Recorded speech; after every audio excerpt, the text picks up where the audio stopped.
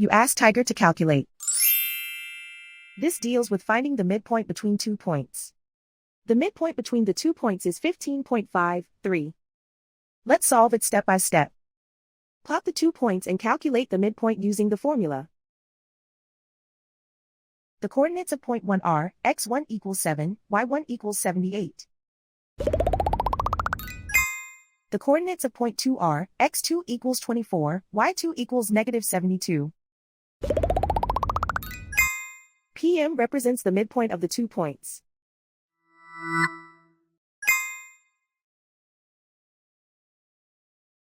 Use the x values in the midpoint formula to find the midpoints x. x1 equals 7.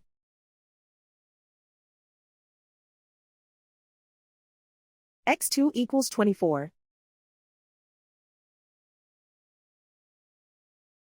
Simplify the arithmetic.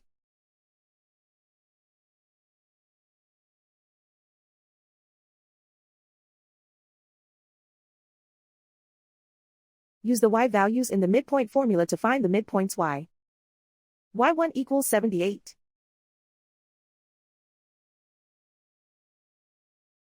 y2 equals negative 72. Simplify the arithmetic.